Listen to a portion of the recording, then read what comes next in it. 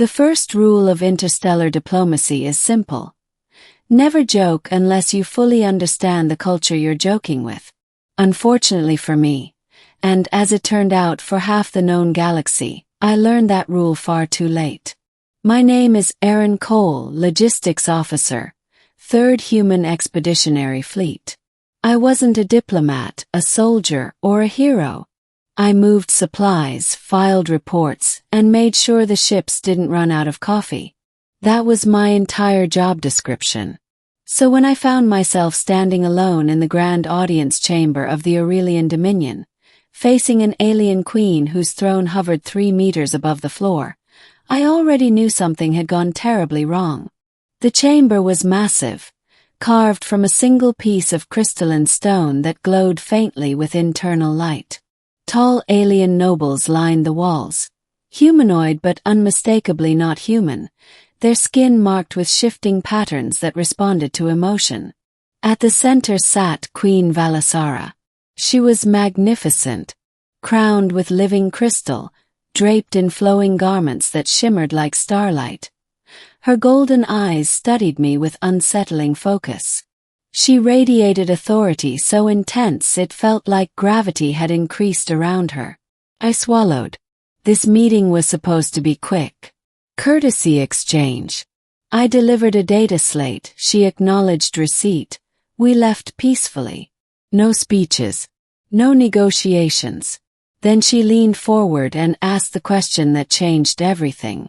"Human Aaron Cole," she said, her voice smooth and resonant. "Your species continues to expand rapidly. You adapt, endure, and survive where others fail. Tell me, what do humans desire most from the galaxy?" Every eye turned to me. Panic. My brain, under pressure, did what it always did. Defaulted to humor. "Well," I said, forcing a grin.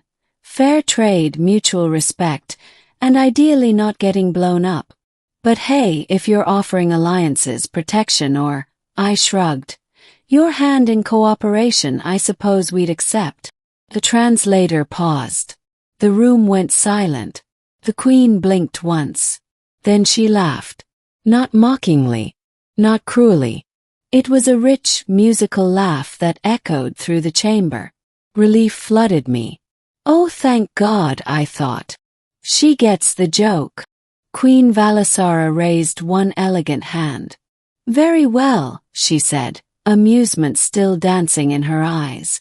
"I accept." The laughter stopped. Every noble in the chamber dropped to one knee. My stomach fell through the floor. Wait," I stammered. "Accept what?" The Queen rose from her throne. "Your offer," she said calmly. "Of union." I was escorted back to the human delegation under heavy guard, though not hostile, just reverent. No one spoke. No one explained. I didn't like that. The moment the doors sealed behind us, Ambassador Reyes rounded on me. "What did you do?" she hissed. "I made a joke," I said weakly. She stared at me like I'd just confessed to accidentally starting a war. "You verbally proposed a binding interstellar union to the sovereign ruler of the Aurelian Dominion." "I did what?" "In their culture," she continued, rubbing her temples, "offers of hand in cooperation made before witnesses are taken literally, especially from species deemed compatible." "Compatible," croaked. She didn't answer. Within hours the news spread. Human channels exploded. Alien networks lit up. The Aurelian Dominion, one of the oldest and most powerful civilizations in known space, had accepted a union offer from a human. From me. I expected immediate correction. A diplomatic apology. A polite misunderstanding resolved. Instead, preparations began. Ceremonial envoys arrived. Symbolic gifts. Legal scholars from 12 species debated the implications. The Aurelian Council confirmed the Queen's acceptance as valid and irreversible unless dishonor was declared. And dishonor apparently meant war. Queen Valasara requested to speak with me privately. I entered her solar-lit chamber trembling, ready to apologize my way out of existence. She surprised me by smiling. "You are troubled," she observed. "I didn't mean it," I blurted. "I swear. Humans joke when we're nervous. I never intended to propose anything, political, cultural, or otherwise." She studied me carefully. "Yet your words were honest." "They were. You spoke of fair trade, mutual respect, survival without destruction." She tilted her head. "Those are not empty promises." I hesitated. "Maybe. But I'm not a leader. I don't speak for humanity." "No," she agreed. "But you are humanity," she explained then. For centuries, the Aurelian Dominion had observed younger species. Most sought dominance, territory, control. Humans were different, chaotic, flawed, but strangely sincere.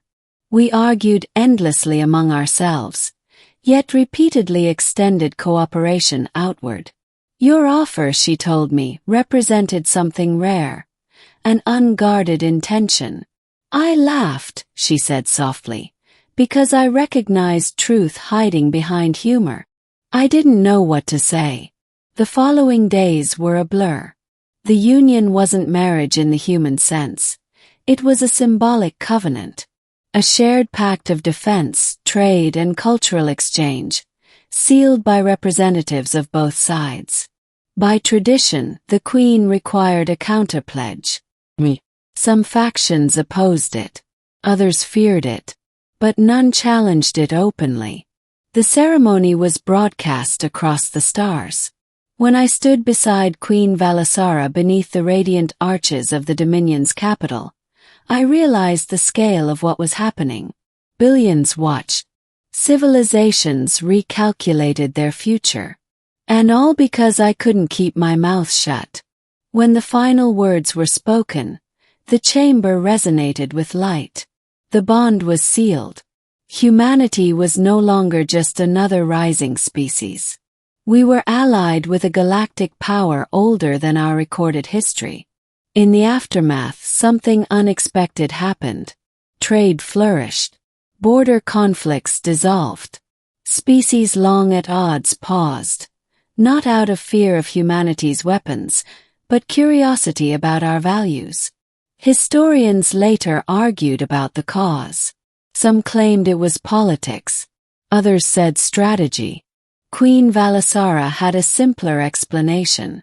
"Your species does not always know what it offers," she told me once, gazing at the stars. "But when it does, it offers everything." As for me, I was reassigned. Not demoted. Not promoted. Redefined. My official title became Human Liaison of Unintentional Consequences. I was never allowed to speak without a prepared statement again. Fair enough. Years later, when a young cadet asked me how humanity earned its place among the stars, I told them the truth. It wasn't our strength, or our technology, or our ambition. It was a joke. And an alien queen who believed that even careless words could carry sincere intent. Turns out, sometimes humanity's greatest power isn't what we plan to do. It's what we accidentally mean.